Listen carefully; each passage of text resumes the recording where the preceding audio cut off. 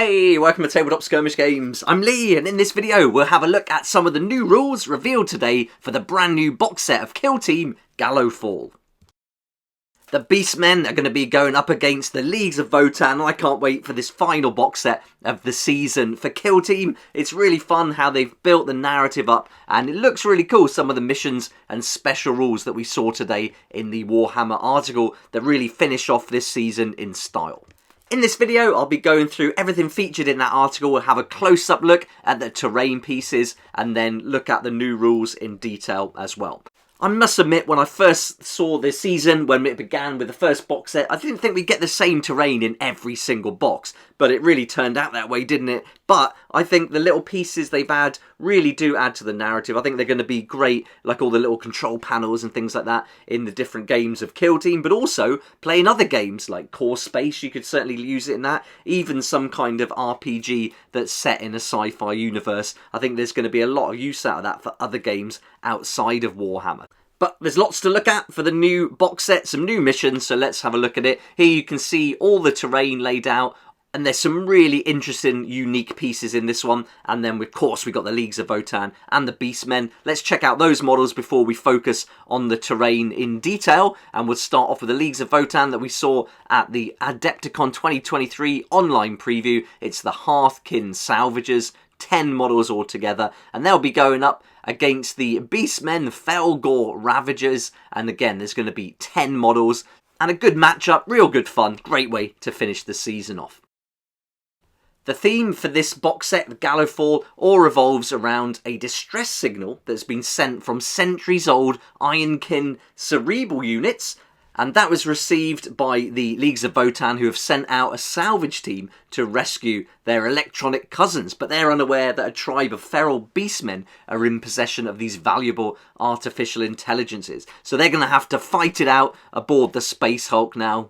But as it's crumbling, falling apart and heading towards this planet that's nearby, they'll have to escape using the escape pods, but there aren't enough of them there, so some of the teams are going to have to be sacrificed as their fellow operatives get off and escape the crashing Gallowdark.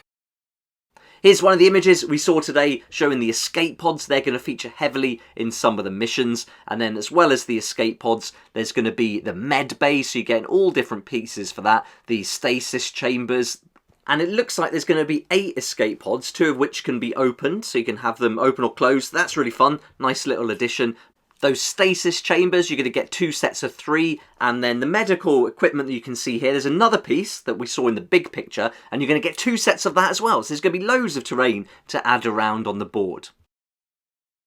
Here's a close-up of those stasis pods, which are going to tie into an action that we'll cover in a little while. So they look really nice. 2 sets of 3 you're going to get all together there. And then you've got the escape pods, where you'll get 6 like this, and then 3 that open up. Whether they're going to be fixed or able to open and close, they'll have to wait and see on that one. And then here's a good image of some of the equipment for the med bay. And whatever you see here, you're going to get 2 of each piece, plus another little bench or some kind of sink that's going to be included as well. So certainly a lot of pieces of terrain there, very well themed. The detail looks really good. I mean, these are going to be pretty small, so to get those syringes and the little bottles and even some pliers down and even a scalpel, they've done a great job there.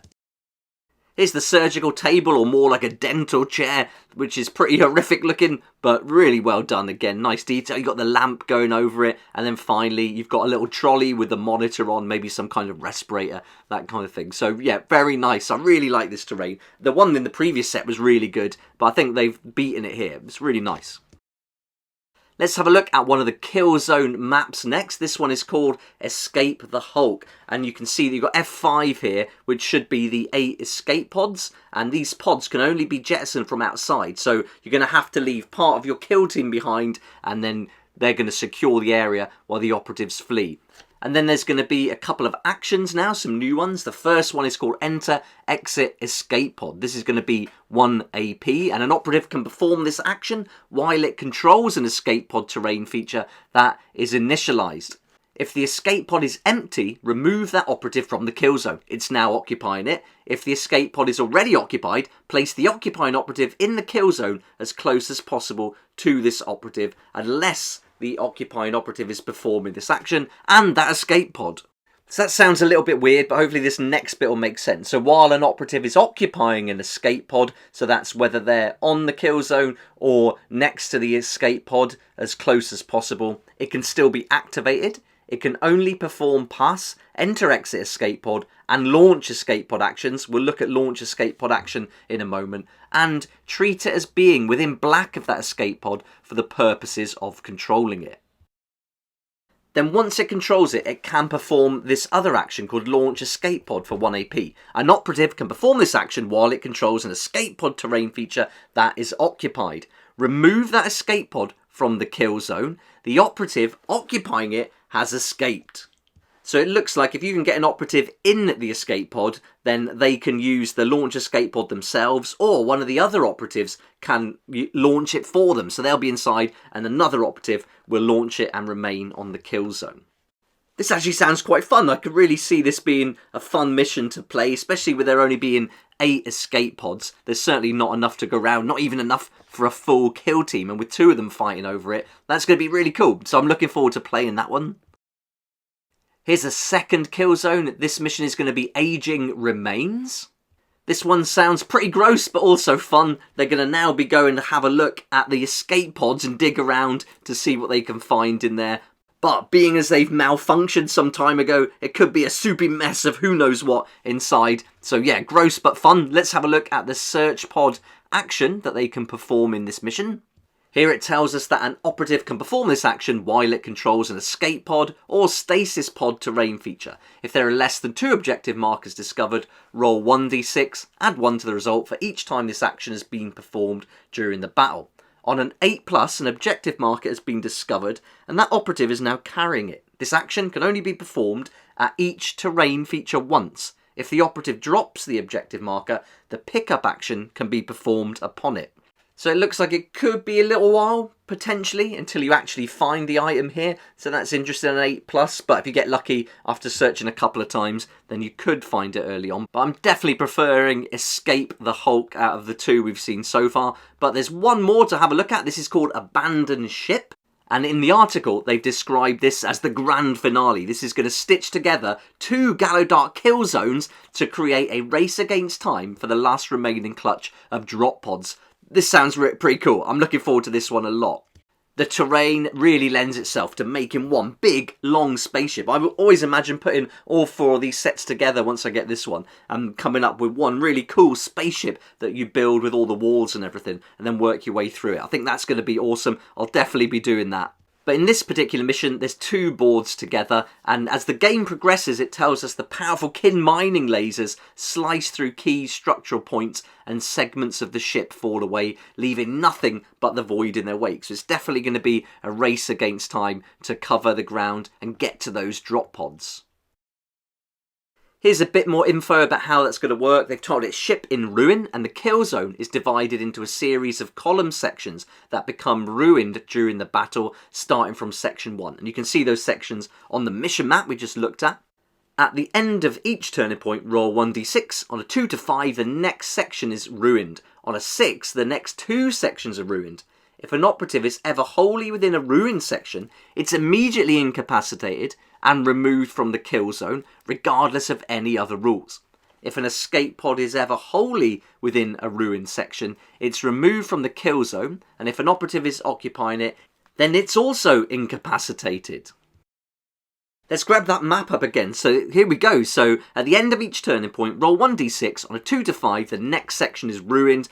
Everyone's incapacitated within it. On a 6, the next 2 are ruined. So you really are just going to have to race ahead at the beginning here and really push forward to get to the end. So you're going from left to right. It's a race against time. Maybe you're going to try and trip each other up, reduce the movement somehow using your abilities and taking them down so that they're wounded below half strength, and that's going to affect their movement too. So you really want to be hindering the enemy so that you get to those pods first and escape. So that's pretty interesting. It's going to be really fun to see how this plays out. Also, that's quite a distance to cover. You go across 2 board lengths at the widest parts. I guess they're going to have to extend this so it'll be longer than 4 turning points, surely, to make this section thing work. Otherwise, you're only really going to potentially lose, what, total of 6 or 8 maximum but you'd need to be moving a lot further than that. So I think this one could be going beyond the usual 4 turning points. So I have to wait and see, but it seems pretty fun and a fitting end for sure. There we go then, that's the update that we got today. I'm pretty excited about this, really fun, even though the terrain's the same, all the special features they put in make up for it. And I think the 2 kill teams, I really like them, but I'd love to hear what you think. Are you happy with the theme they've gone for with the Beastmen and Leagues of Votann? Let me know in the comment section down below. And are you looking forward to getting this set as well? Are you going to be adding it to your collection? It looks like it's going to be available to pre-order very soon, as they tell us in the article. We also got a hint it's only a couple of weeks away, so expect this Sunday we could potentially see it on the online preview.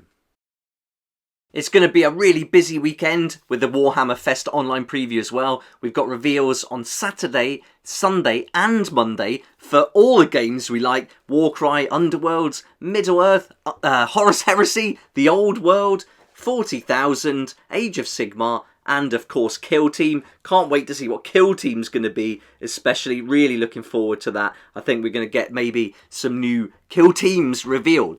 And I'll be covering it all here on the channel, so keeping you up to date. So hopefully you'll come and join me for that. But until then, thanks so much for watching this video. Hope you enjoyed it. Hope it gave you a good look at the terrain a bit closer in detail than we saw at the online preview from Adepticon. I'd love to hear your thoughts, so let me know in the comments section down below. But thanks again. If you liked this video, please hit the like button, subscribe for more videos like this one, and I look forward to seeing you here next time on Tabletop Skirmish Games.